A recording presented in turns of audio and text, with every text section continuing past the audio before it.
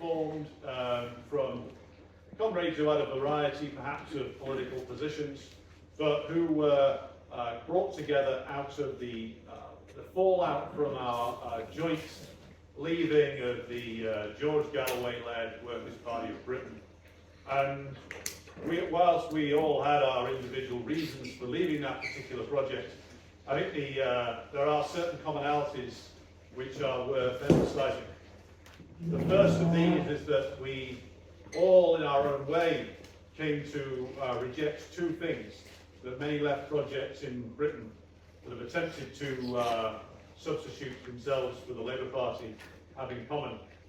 The first is the narrow obsession with parliamentarism and the obsession with getting representation in the House of Commons, or perhaps even the House of Lords.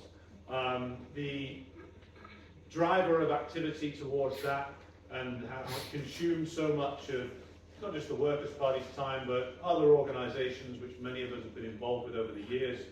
And then the other and the bigger question was, of course, the question of not just the Labour Party, but of Labourism. And Labourism, of course, is I think maybe we all agree here, perhaps some will disagree, but we all came to see it as a curse upon the working class movement in Britain, in that it paralyses working class action. And this Labourism has been a curse on the movement for over 100 years now. Many of you will, of course, be aware of the number of struggles that the Labour Party and the trade union bureaucracy have come together to jointly sell out. I won't go through the full list because we'll probably be here till next week at the very least. But to emphasise a couple of points, the Labour Party was formed not by the workers themselves, the working class of Britain, but by an arrangement between trade union bureaucracy and the middle class socialist intelligentsia. They were the principal drivers of it. It was in response, yes, to waves of militancy, but it was always designed to control that militancy, to make sure that it was channeled into acceptable areas that the ruling class could more easily manipulate and dominate. And the history of the Labour Party unto this day is one of the policing of the working class, the shoving of working class dissent into the dead end of the parliamentary struggle, or the even dead end of the council struggle. And the Labour Party has been the recipient of and the beneficiary of waves of working class militancy, not just in Britain, but all the way across the world. How many years can the Labour Party continue to dine out on the legacy of 1945 to 51, for instance, which of course was a period of reform? But we need to understand that that period of reform was only made possible because of, first of all, the militancy and the strength of the working class movement domestically, but also the strength of the international revolution. Both the Russian Revolution, later the Chinese Revolution, the anti-colonial revolution, all contributed to weakening the position of the British ruling class to the point where reform was their only option, and they chose the Labour Party to deliver it. The Labour Party, of course, did deliver a period of reform, but it's been backwards ever since, because the Labour Party is a vehicle, a political vehicle, for British imperialism, for the British ruling class. And as part of its duties, when it's allowed into power, when it's called up from the reserves bench, when the main team gets tired or too corrupt or too discredited, they bring in the Labour Party to offer you the illusion of change. And I will say this for Sir Keir Starmer. It's always very important to remember his title. He's done a lot to earn it. He is, if nothing else, delivering something which is truly unique. He's not even pretending to stand for change. And in that sense, I hope he remains Labour leader from here to eternity. But the point about the forming of the project in relation to the Labour Party and the trade union bureaucracy is that we came to the conclusion that the problem isn't just with the trade union leaders, it isn't just with the Labour Party, it's with the entire political culture that the domination of Labourism over the working class has. It's a culture that breeds paralysis, that does not breed militancy, the opposite in fact, it breeds a kind of complacency, shall we say, abstract worship of so-called leaders who are brought up before us every few years as the great new left hope, only to inevitably betray a few years later. And the betrayal is inherent, comrades, in the very system. The system of the trade union bureaucracy in Britain and in all the imperialist countries is one that is completely integrated into the system of the British capitalist state. The trade union bureaucracy have been integrated into the British state for over 100 years. And it's not just a question of their relationship with the Labour Party. They are used by the British state to manage trade union struggle, to manage it into a dead end quite a lot of the time. And so when we were looking at that, and when we were involved, all of us, in the Workers' Party project, we could see that what many in that project wanted to do was to set up a newer, somehow better version of the Labour Party. Well, comrades, I think I will speak for many here, certainly my comrades from the project, when I say that the time for Labourism is long gone. The time for the reform of British capitalism is long past. British capitalism is no longer capable of delivering any reforms, nor does the ruling class have any intention to deliver any now. Even if the movement was stronger than it is now, what it would lead us into is actually a more intense fight, because British capitalism, British imperialism is rotting, it is decaying, and that is why it is engaging in so many violent wars of attempted conquest, thankfully failed wars of conquest increasingly all over the world. It is not going to reform itself. The question is now, so you go back to the phrase of Marx himself, socialism or barbarism. The ruling class will choose barbarism every single time. They would burn down the entirety of this island rather than let us have a single inch of it. But the point is, and this comes to the purpose of the project, the point is for us as workers, for us as members of the working class, that we as a class need to realise our potential power. And this goes back all the way to the early period of capitalism.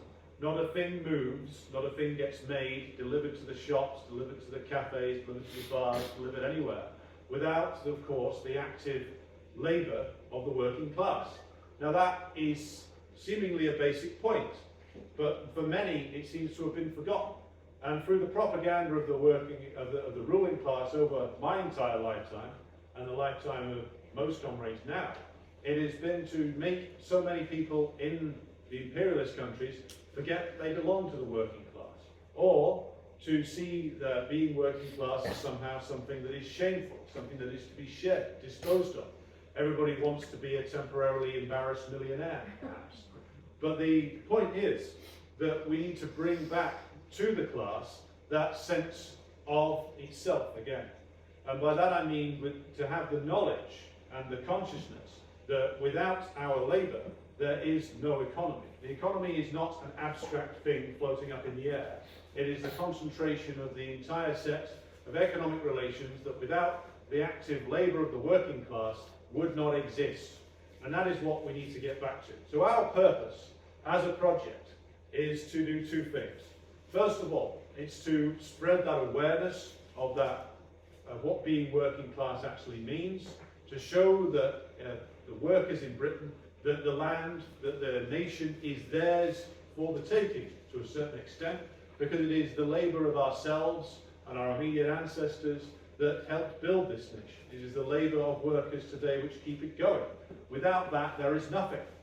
Without the speculations and the fraud of the ruling class, everybody could quite easily get by. Perhaps you wouldn't even notice they were gone. Maybe, of course, life would immediately get better if they were.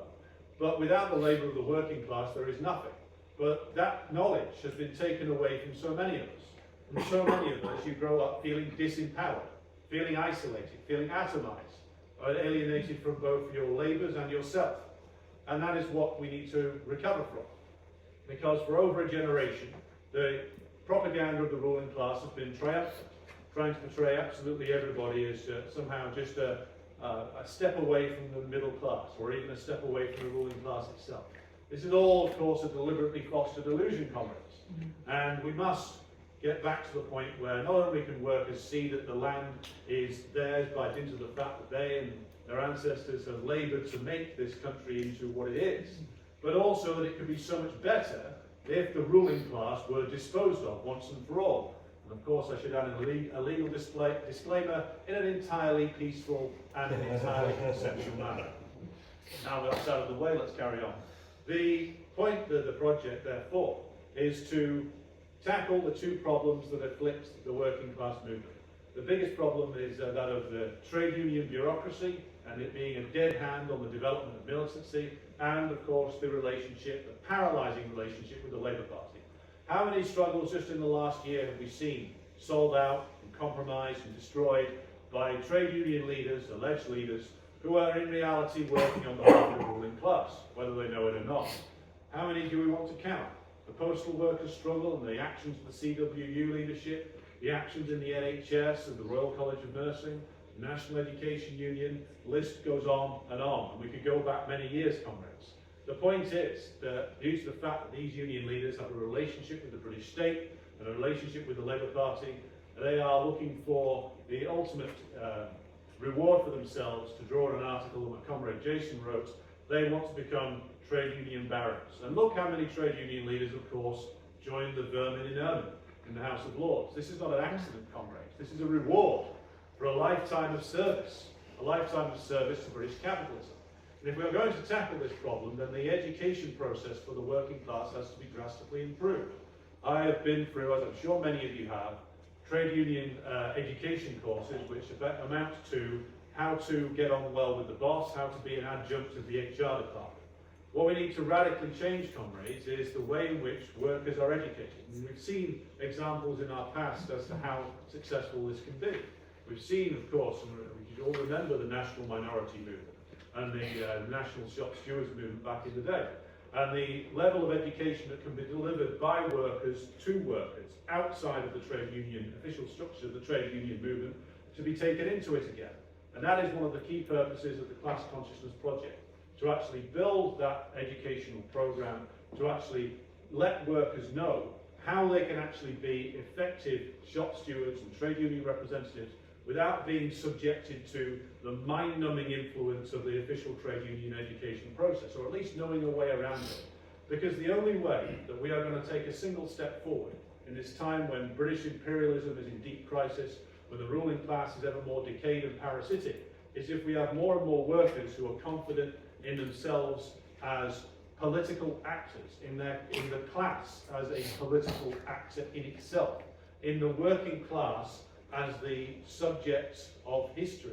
We are the subjects of history. We are the class that can actually take not just Britain but the entire world forward. We are the ones who can actually renew the nation, not the poisonous and parasitic influence of the bourgeoisie. They are a class whose time has gone and who are there only to be overthrown. And so the Class Consciousness Project will work with and reach out to anybody who shares our aims of furthering the education and raising the consciousness level of the working class to the point where we can overcome the poisonous legacy of labourism, and in the end raise the working class to the point where we can confidently take on not just the employers at a local level, but the bourgeoisie themselves. And at that point, we can start to talk about socialism, comrades. Thank you, and I now hand over to my comrade Chris. Hello, I'm Chris Hawes. I'm also of the Class Consciousness Project and came here through a similar history, comrade Alex. And I'm going to echo some of his points. I think the left will always be divided, the same way the far right will. But our job is to educate those, the majority of people, who don't really care about outdated terms like left and right. The people whose time spent in work, with their family or in the pub, often complaining to the co-workers, their spouses, friends, about the problems that are caused by capitalism. But they're the same people who wouldn't thank you for a book by Marx. In my short time here with the project, I've learned so much. I can't call myself an expert, but I want to pass what I've learned on to those people. All I know, like most people, is the difference between right and wrong, and what I believe and what I want to get others to believe in is our capacity as a class for change. Change can't come from the ballot box at this current time. It can't come from a protest march. It can't come from an armed uprising at the present time. It might sound negative, but the reason it can't is there aren't enough people who are convinced that change should happen, let alone that it could happen. How many people say it's just the way it is, or it's not fair, but that's life? Is your life worth living if it's unfair? That's the reason we need to talk to the apolitical, the people who only read one newspaper and repeat that what they read there as an opinion. The people who don't read the papers but believe everything they get sent on Facebook. They're all upset about something, but they haven't realised what it is yet. You get people who only read the back pages, the sports pages, disillusioned with politics.